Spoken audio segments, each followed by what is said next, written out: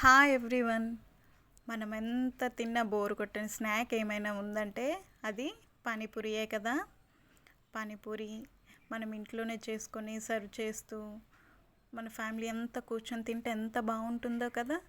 So ఇప్పుడు ఎలా చేయాలో చూసేద్దామా. ఫస్ట్ అయితే పొటాటోస్ని నీట్గా క్లీన్ చేసుకొని హాఫ్ కట్ చేసేసుకొని కుక్కర్లో వేసుకోవాలి.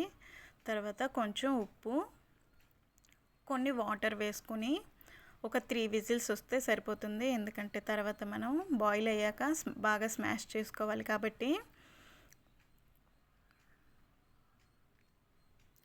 తర్వాత అయితే పానీ కోసం ఒక మిక్సీ గిన్నె తీసుకొని అందులో కొంచెం పుదీనా, కొత్తిమీర, కొంచెం పచ్చిమిర్చి, ఒక 2-3 అయితే సరిపోతాయి పచ్చిమిర్చి,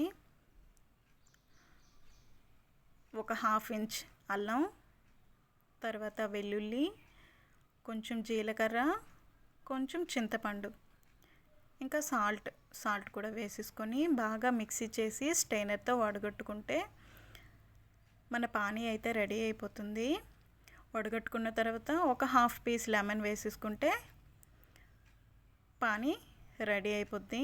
నెక్స్ట్ అయితే ముందుగా మనం బాయిల్ చేసి పెట్టుకున్న పొటాటోస్ని నీట్గా ఒలిచేసుకొని అందులో కొంచెం ఉప్పు, కొంచెం కొత్తిమీర, కొంచెం కారం,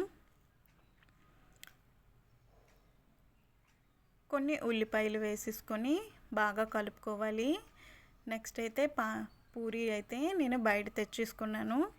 పూరి ఆయిల్లో డీప్ ఫ్రై చేసుకుంటే మన పానీపూరి అయితే రెడీ అయిపోతుంది ఫ్రెండ్స్. ఈ చల్లని వర్షంలో ఇంట్లో అందరం కలిసి కూర్చొని తింటూ ఉంటే ఎంత బాగుంటుందో కదా పానీపూరి. సో మరి ట్రై చేసేయండి. Bye friends.